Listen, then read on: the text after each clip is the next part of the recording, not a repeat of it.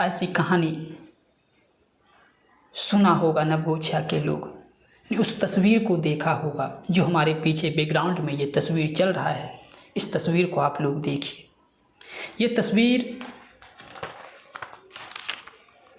एक Indian army की है। उस इंडियन आर्मी की पत्नी की तस्वीर है।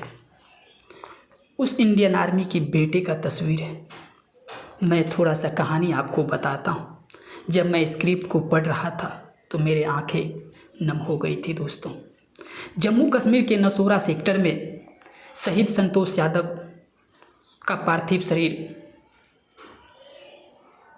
8 बजे उनके गांव इस्माइलपुर गांव पहुंचते हैं। जिस तरह से उस पार्थिव शरीर को देखकर संतोष यादव का 4 साल का बेटा उस पार्थिव शरीर को देखकर तिरंगे से लिपटे उस अपने पिता को देखकर वो बेटा अपने पिता से कह रहे थे, अपने लोगों से कह रहे थे, मेरा पापा बोलता क्यों नहीं है, मेरे पापा से बात कराओ, मेरे पापा से बात कराओ।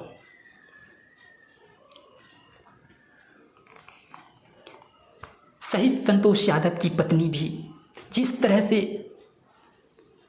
उस तिरंगे में लिपटे उस जवान को देखता है और उनकी पत्नी उस तिरंगे से लिपटे हुए उस संतोष यादव से लिपटकर रोने लगती है। और वो कहते हैं कि अक्टूबर महीने में हमारे पति का प्रमोशन हुआ था, वो जेसीओ बनने वाला था, लेकिन दुश्मनों ने हमारे पतियों को मार डाला।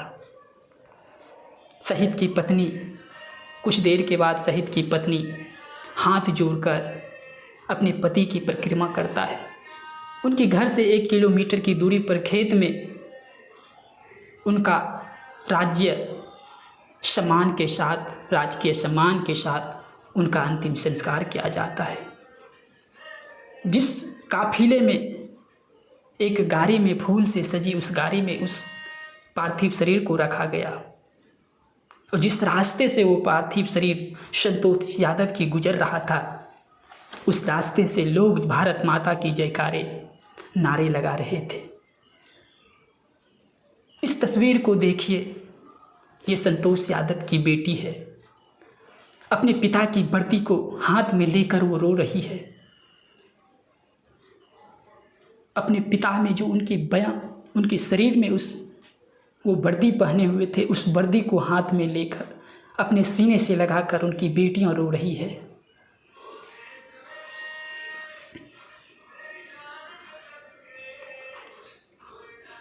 यादव के भाई अभिनव कुमार बताते हैं, हमारे भाई की शहादत मुठभेड़ में हुआ है, लेकिन अधिकारियों का कहना है सर्च ऑपरेशन के दौरान गाड़ी खाई में गिरने से 6 जवान घायल हो गए थे। उसमें सबसे ज़्यादा चोट संतोष यादव को आया था और अस्पताल ले जाने के क्रम में संतोष यादव ने रास्ते में ही अपना दम तोड़ दिया। उसके बाद यह बिहार के डिप्टी सीएम विजय सिन्हा, सम्राट चौधरी, विपक्ष के नेता तेजस्वी यादव, सारे लोगों ने मिलकर पटना के एयरपोर्ट पर इनको श्रद्धांजलि देते हैं। बिहपुर विधानसभा के भी क्षेत्रीय नेता अवनीश कुमार, गौतम कुमार, प्रीतम, तमाम सारे नेतागण जाकर उनको दुख बांटने का काम करते हैं। पूर्णिया के वर्तमान सांसद पप्पू यादव भी वहां जाकर उन परिवारों का दुख बांटने का काम करते हैं। कल शाम में तेजस्वी यादव भी उन परिवारों से मिले और उनको आर्थिक मुआवजा देने की घोषणा की, सरकार से दिलाने का मांग किया। 50 लाख फिलहाल उनको आर्थिक मदद देने का प्रयास किया गया है। बुधवार की शाम पूर्णिया के सांसद भी उनके पास गए थे।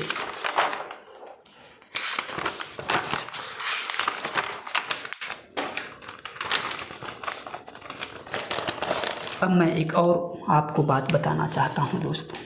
संतोष यादव की 3 बेटी 1 बेटा है और अंतिम संस्कार उनका बेटा मुग में अग्नि देकर, जो हिंदू रीति रिवाज का होता उनकी तरह से उनको दाह संस्कार किया गया। जब उनको पता लगा, संतोष यादव की माँ को जब पता लगा कि हमारे बेटा इस दुनिया में नहीं रहे, तो उनकी माँ कहते हैं कि दुश्मनों ने हमारे बेटे को छीन लिया। क्या बिगाड़ा था हमारे बेटा ने आपका? संतोष यादव के पिता भी उस पार्थिव शरीर को देखकर वो रो रहे थे। वो कह रहे थे कि अब कुछ ही दिन बाकी था बेटा, वो घर में रहते और बच्चे के साथ, परिवार के साथ फिर वो अपना जीवन बिताते। संतोष यादव की माँ ने, जिसको जन्म दिया था, माँ की ने सुना दिया आपका बेटा शहीद हो गया। माँ के आँखों में गंगा की धार बहने लगी। माँ शीला देवी कहते हैं, हमारे बेटों को दुश्मनों ने मार डाला, हमारे बेटों को दुश्मनों ने मार डाला। पिता चंद्रदेव यादव ने बेटे की शहीद होने की खबर सुनने के बाद उनकी भी आँखों नम हो गई और उनके आँख में इस तरह से आंसू बहने लगे। और संतोष यादव की शहादत को लेकर पूरा देश, पूरा बिहार, पूरा नवगोछिया के वासी, पूरा इस्माइलपुर गांव के लोग उनके साथ है। उनके परिवारों को जाकर संवेदना व्यक्त कर रहे हैं, दुख बांटने का काम कर रहे हैं। जब इस स्क्रिप्ट को मैं पढ़ रहा था, वो बेटा, संतोष यादव का बेटा बार बार कह रहे थे, मेरा पापा बोलता क्यों नहीं है, हमारे पिता को क्या हो गया है, हमारे पिता से बात कराओ, हमारे पापा से बात कराओ। जब इस सारी तस्वीरों को, वीडियो को देख रहे थे दोस्तों, तो हमारा भी शरीर कांप उठा। इस परिवार को मैं श्रद्धांजलि अर्पित करता हूँ, नमन करता हूँ।